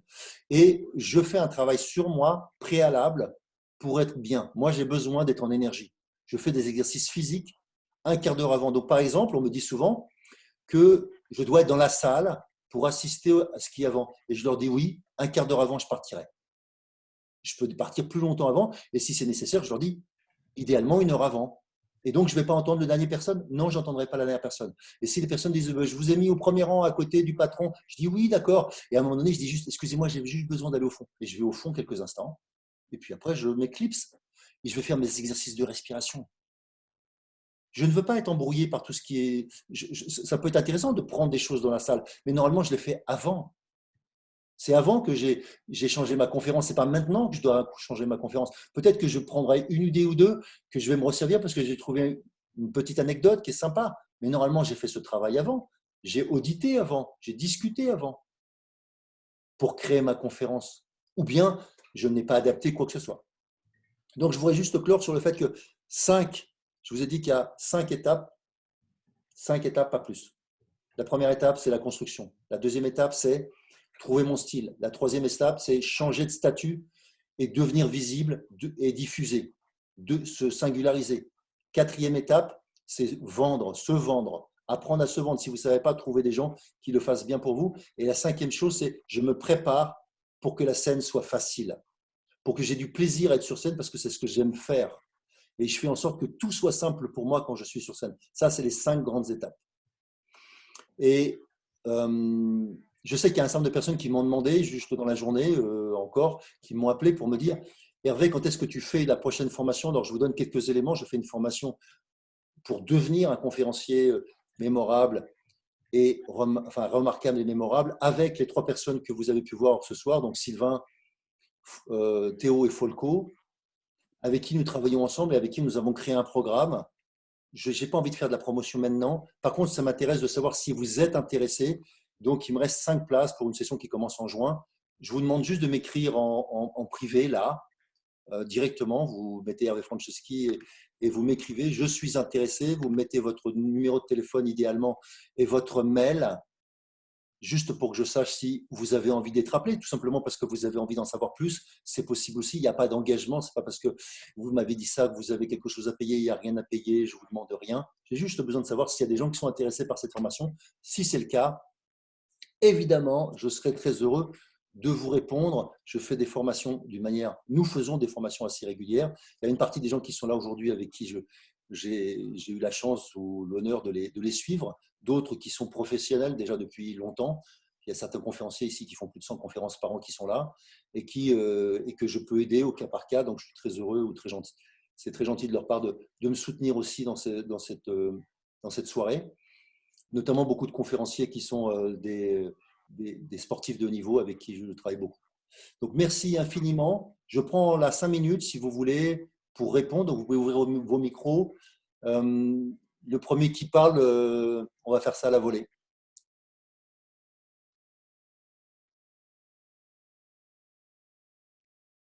Je vous ai laissé sans voix.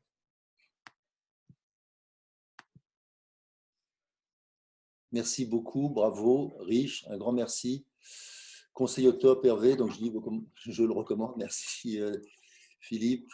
Un grand merci Hervé, Sylvain, Théo Folco, tout ce cadeau, tout là, c'est vraiment intéressant. Si vous avez la parole, je vous la laisse, hein, c'est juste pendant. Je meuble par les commentaires. Hervé, je peux témoigner? Oui, oui. Ok.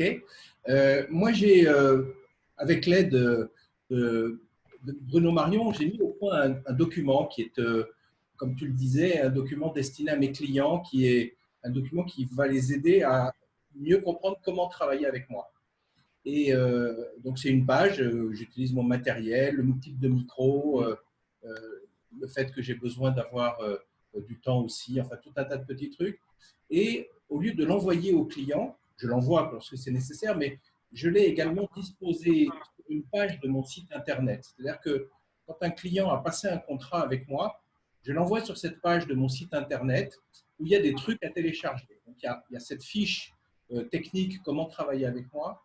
Et il y a aussi une bio et des photos, parce que de plus en plus, les clients veulent une photo de toi pour créer une invitation, créer une affiche. Et du coup, au lieu de leur envoyer, parce que c'est jamais au bon service, il y a toujours un service communication, un service marketing qui s'occupe de ça. Sur cette page de mon site internet, il y a donc voilà, l'affiche, une bio et plusieurs photos que les gens peuvent utiliser au choix et qui sont libres de droit, bien évidemment.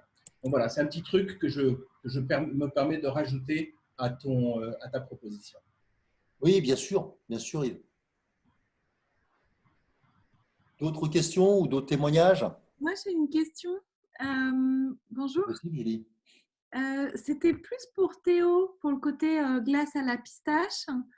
Est-ce que votre site, Théo, c'est Théo Duverger, il y a écrit Viser la Lune et atteignez là, c'est ça?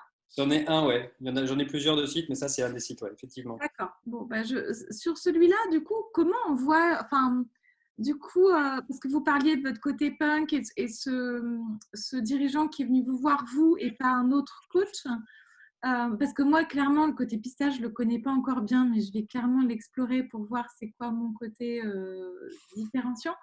Mais ensuite, comment vous faites pour communiquer dessus, en fait? Sur le côté punk, moi, j'avais utilisé pendant pas mal de temps LinkedIn et les vidéos sur YouTube. Donc, on va se dire tu, hein, ça sera plus facile. Quand tu vas regarder les vidéos sur YouTube, tu vas avoir effectivement, encore une fois, t-shirt, les tatouages, et puis je vais avoir un langage très friendly, tu vois, je ne vais pas avoir un langage très corporate. Donc, ça va accrocher, si tu veux, le public, et je vais vraiment, entre guillemets, copyrighter mes titres de vidéo pour faire en sorte que ça accroche le regard. Et une fois que la personne, elle voit ça, je vais glisser une fois ou deux, on peut se retrouver en conférence et ainsi de suite. Et là, la personne arrive sur le site, elle se dit, OK, derrière le ramage, il y a aussi un plumage qui peut être intéressant. Donc, sur le site, c'est un peu plus formel. Mais en réalité, moi, je pourrais même m'amuser à faire toujours un site un peu plus punk aussi. Mais j'ai mis le côté punk, moi, sur tout le parti LinkedIn, sur toute la partie Facebook. Super, merci beaucoup. Je t'en prie.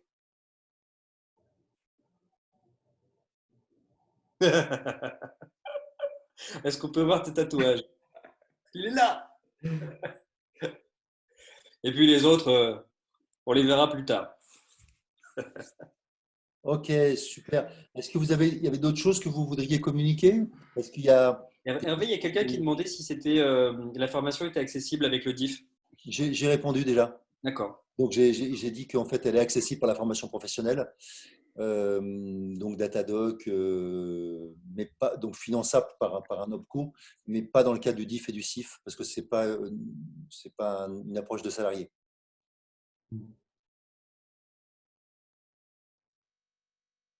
Toutes ces questions, en fait, la pro, c'est Sylvie. Sylvie qui est mon épouse et qui bosse avec les carnets d'éveil avec nous. D'autres choses? Est-ce que je peux te poser une question, Hervé? Oui, bien sûr. Je voudrais savoir, dans le cadre du confinement, enfin en tout cas de la chute totale des conférences en live, en entreprise, en théâtre, comment est-ce que toi tu envisages le développement, voilà, ce que tu as testé aujourd'hui, c'est-à-dire des formations ou des conférences qu'on pourrait vendre à un public en mode, numérique. Oui, oui, oui. Alors, j'ai déjà testé ça. Notre ami Michael Aguilar a fait un gros coup là-dessus. On en a parlé l'autre jour en une autre réunion. Mais est-ce que toi, tu as une offre, un projet, une méthode à proposer? Oui, oui, j'ai une offre que je commence à commercialiser et puis que je suis en train allez, de mettre en œuvre sur d'autres sujets, puisqu'on veut dire que j'ai commencé par un sujet. Alors, je vais répondre en deux temps. La première chose, c'est que tu clarifies le canal que tu vas utiliser. Est-ce que tu penses que le canal principal, qui était celui de la scène, ne va plus exister? Si c'est le cas, tu as intérêt à mettre tout ce que tu avais avant dans un catalogue que tu vas créer sur du virtuel. Si tu penses comme moi que les deux vont coexister, pas seulement pendant ce temps-là, je pense qu'il va y avoir une offre différente dans le futur. Je pense que les gens ont acheté, entre guillemets, du non-présentiel, comme ça, de l'échange du e-conférence, du e-learning, du webinar, dans des formats donc, qui ne sont peut-être pas les mêmes, mais pour autant, je dirais comme une offre d'un comédien qui se vendrait, ou du one-man show qui se vendrait en DVD. C'est une autre offre de toi. Donc, est-ce que c'est la même chose? C'est ton spectacle, ton show, ta conférence qui est juste revendue de la même manière, à un prix différent, plus large public, tu vois, donc c'est la segmentation clarifiée. Pour ma part, pour l'instant, j'ai créé une offre différente. C'est-à-dire que je prends des sujets dont je ne parlais pas, qui n'est pas mon offre principale. Par exemple, un des sujets, mes deux gros sujets que je reviens, sur lesquels je travaille beaucoup, qui ont à voir avec la nature, c'est le leadership naturel, comment on développe ça. Et deuxième chose, qu'est-ce qui me met en joie pour être plus en accord avec moi-même et plus en accord avec le monde dans lequel je suis. Ça, c'est mes deux gros thèmes qui sont les plus achetés. Eh bien, là, je ne parle pas de la joie, je vais parler de quels sont les inhibiteurs de la joie. De l'autre côté, au lieu de parler du leadership naturel, je vais parler de qu'est-ce qui me permet de développer ça ou qu'est-ce qui m'empêche de développer ça. Et donc, c'est autour de mon sujet principal, j'ai créé des thématiques autour de ça que je vends en e-conférence, en webinar.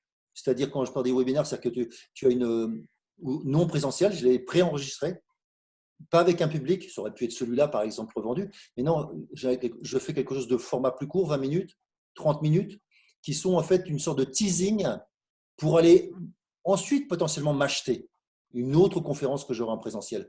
En tout cas, c'est comme ça que je suis en train de le créer actuellement, mais je ne suis pas sûr que ce soit la seule manière. Et puis après, il existe aussi des choses que tu connais, voilà, je crois que tu participes aussi comme moi à Albert Academy, donc en fait d'exister dans une édition dans laquelle il y a d'autres conférenciers ou d'autres thématiques que la mienne et qui peuvent être vendus en entreprise. Donc je m'associe à d'autres conférenciers pour créer une offre entreprise dans laquelle il y a différentes thématiques qui vont pouvoir être vendues et qui seront regardées par n'importe qui.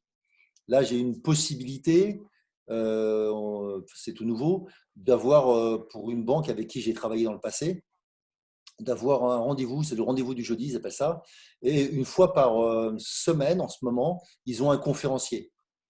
Et ils veulent pouvoir que tu puisses être visible, je ne sais plus combien, 3, 4 fois, 5 fois, j'en sais rien. Et donc, je suis en train de créer une offre. Avec eux, je serai présent comme ça, de cette manière-là. Mais ensuite, ils pourront la replacer. Et ils ont un droit, alors je ne sais pas encore, pour l'instant, il faut que je crée techniquement ce droit à l'image 5 fois pour qu'ils ne puissent pas recopier. Je ne sais pas encore faire ça. Donc, il va falloir que je m'entoure de gens qui sont plus compétents que moi dans la technique pour faire ce genre de choses, comme une sorte de licence à 5 fois, mais on aurait pu définir autre chose comme chiffre. Et je vais vendre ensuite cette conférence. Tu vois, bon, il y a plein de formats. Je crois que c'est une opportunité pour ma part, plus qu'un frein, même si évidemment, momentanément, j'adore la scène, j'en ai pas beaucoup. C'est le moins qu'on puisse dire. Mais aussi pour ça, peut-être que je crée cet événement pour avoir le plaisir de partager avec vous tous. Est-ce que j'ai répondu à ta question, Yves? Oui, absolument. Merci beaucoup. L'idéal serait de monter un webinaire pour créer des webinaires. C'est ça.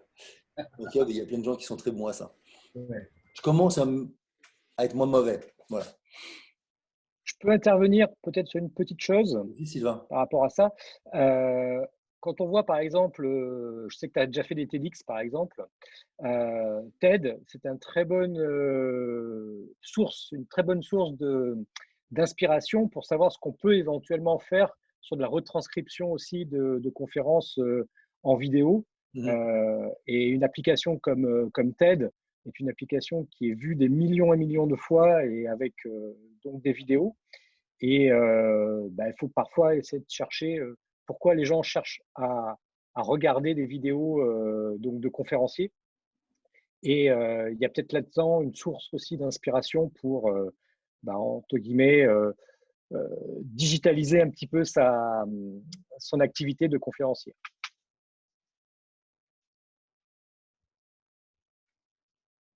Merci. Ce que je voulais dire sur TED, je pense que c'est encore une fois une bonne source d'inspiration.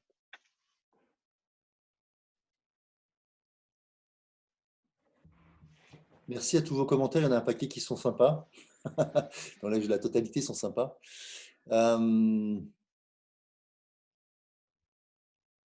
Est-ce qu'il y en a d'autres qui veulent prendre la parole? Vous êtes encore 29.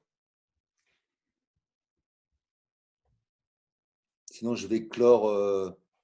Oui, ce que j'ai apprécié, Merci Damien. Un petit message pour toute l'équipe, c'est la manière dont vous nous avez emmené à 360 degrés dans la conférence. J'attendais quelque chose finalement de plus ciblé sur le format de la conférence.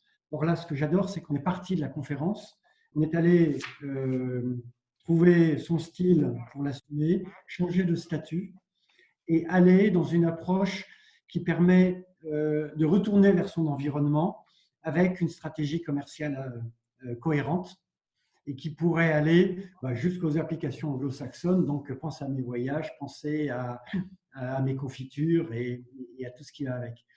Et ça, je trouve que c'est une approche holistique de la conférence qui m'a beaucoup plu. La diversité des intervenants qui se sont donnés qui sont partagés le micro. J'ai trouvé ça très, très riche aussi. Merci à vous. Merci Damien. Merci beaucoup. Merci. Et ça donne envie, effectivement, à Hervé de se reparler de la formation de juin, si les circonstances s'y prêtent. J'entends Damien. Et Hervé, c'est Pierre. Je veux juste te dire vraiment que c'est un beau cadeau que tu nous fais à tous. C'est vraiment cool. Je t'en prie, avec grand plaisir, Pierre. J'étais heureux de te retrouver aussi.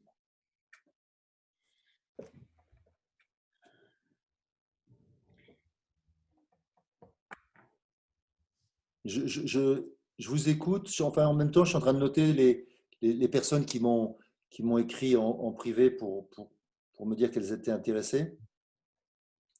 Et donc, je vous laisse. Vous avez le droit de poser des questions, bien évidemment, mais pas seulement à moi. Ça peut être à Théo ou à Folco ou à Sylvain qui a déjà répondu. Quel moyen on aurait, Hervé, d'avoir les coordonnées de tes acolytes, la Théo, Folco? En fait, tu m'écris, moi je vous renvoie tout ça. Parce que ma connexion était vraiment très très pourrie ce soir, donc j'ai été déconnecté plein de fois, j'ai eu plein de blancs, donc il y a eu des trous à des moments où j'étais super excité. Ouais. Donc il y a certainement des sujets sur lesquels j'aimerais revenir un peu vers les uns et vers les autres. D'accord. Il y a de l'excitation, mais il y a de la frustration aussi. Ok. Alors, je n'avais pas prévu de faire du replay, mais j'ai enregistré ce soir. Donc, je l'ai enregistré directement sur mon disque dur, donc j'aurai cette source. Je ne sais pas du tout ce qu'on va en faire actuellement, mais il n'est pas invraisemblable que ce soit possible de revoir ça. D'accord? Ce serait top. Merci Alain, tu partages avec moi que ta femme dit « Mais ouais, c'est Franceschi, oui, c'est ça. » Tu pourras lui dire que tu fais une bise à ta femme. J'ai plein de messages gentils, des gens que je ne vois pas parce qu'on est particulièrement on ne bouge pas beaucoup en ce moment, enfin nous, moi en particulier. Et merci pour vos retours. Et je vous souhaite une excellente soirée. Je vous conseille juste en quittant là, de prendre le temps de encore vous dire qu'est-ce que vous retenez, qu'est-ce qui est essentiel, qu'est-ce que vous allez faire pour vous, qu'est-ce qui va faire que demain, vous ferez quelque chose de différent sur vos conférences ou dans la manière d'approcher ce métier, parce que c'est un métier. À très bientôt. Je vous souhaite une excellente fin de soirée. Merci à vous. Bientôt. Bravo. Salut tout le monde. Prenez soin de vous. Salut. Merci à vous tous. Merci Super, beaucoup. merci, c'était génial. Bah, super, content. Bye, et puis Une belle à bientôt. découverte. À bientôt. Salut Au Gérard. Avec revoir. plaisir. Salut Gérard, salut tout le Ciao. monde. Je reste là parce que je vérifie que j'ai bien noté toutes les personnes intéressées. Si j'osais, je dirais que je repars avec quelque chose que je n'attendais pas, qui est une vraie perspective d'avenir, et ça, c'est vachement chouette. Bravo, Super. Merci Damien. super. À bientôt. Ciao. Salut. Donc, on a beaucoup de. Je ne sais pas si vous avez vu tous les commentaires. Il y a pas mal de commentaires qui sont en public. Vous les voyez ou pas? Ouais, Oui, bien sûr. Philippe, ça m'intéresse. Tu me diras ce que tu en as pensé? Monsieur Boulanger? Vous êtes déjà parti, monsieur Boulanger? Oui. Il est là, il est pas là. Il est là, il est pas là. Il est là. il est là. Ah, il est là. Il est Ça- là. Je suis là, il n'y a pas de souci. Ah, je vais te faire un bisou. Vas-y, ouvre comme ça. Waouh. Je voulais un bisou, c'est lui. Ton décor, là, c'est canon.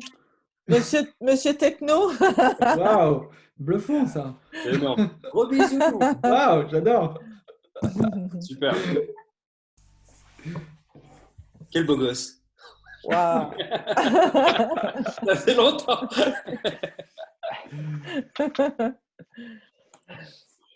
Ouais, non, mais en fait, vous m'entendez bien? Non, pas trop. Oui. Ouais. On t'a Est-ce que tu entendu. m'entends mieux là? Oui. Ah, voilà. On a perdu Folco et Théo? Non, non. Ah non? Ouais, d'accord. ils sont là, Je vois ils sont pas là. tout le monde sur scène, Non, ils sont là. D'accord. Oui, non, en fait, j'ai monté un studio de webconférence tout à fait pro en fait. Donc ça Wow. fait partie Ouais, ouais. des trucs fun. Ouais, superbe. Ouais, super. Dis donc. Impressionnant.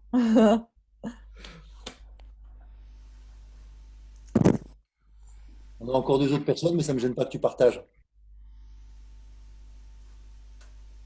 Que je partage? Oui, qu'est-ce qu'on a pensé? Feedback, feedback. Alors, attends. Déjà, je vais faire un truc. Je suis en train de jouer sur 2 ordinateurs en même temps. Ok. Donc, non, c'est très bien ce que tu proposes. En fait, ce qui est très intéressant, c'est que c'est effectivement enfin, pour tous les gens qui étaient présents, c'était une vision à peu près globale. Je crois que le terme qui était utilisé, c'était 360. Mhm. Effectivement, ça c'est bien. Ça c'est bien. Il y a tout l'aspect effectivement contenu, marketing et tout ça. Moi, je suis en train de rajouter la technique. Là, je suis en train de préparer 2 formations techniques poussées, entre autres justement pour préparer des studios de webconférence qui soient professionnels pour les gens qui veulent se donner les moyens de faire la différence avec aussi un aspect technique. Ok, bah, ça fait partie des choses qu'on pourra intégrer, hein. On en parlera. Mais tu vois, moi, ça peut être un truc qu'on peut intégrer à ce qu'on fait nous, hein. Bah, écoute, à voir. En tout cas, pour moi, c'est tout à fait jouable. Parce que là, effectivement, là, pendant presque les 2 mois, j'ai travaillé comme un malade là-dessus pour savoir qu'est-ce qu'il fallait faire. J'ai testé des dizaines de micros, j'ai testé des caméras, j'ai testé des logiciels, j'ai testé plein de choses. Et là, maintenant, c'est bon, j'ai convergé vers quelque chose qui fonctionne très bien. Donc, il me permet de faire des trucs très très sympas.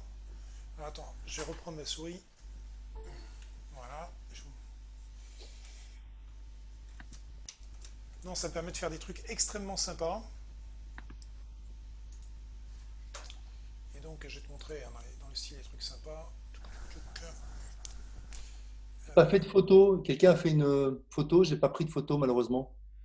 J'en ai fait une. Super. Donc, je vais peut-être arrêter l'enregistrement.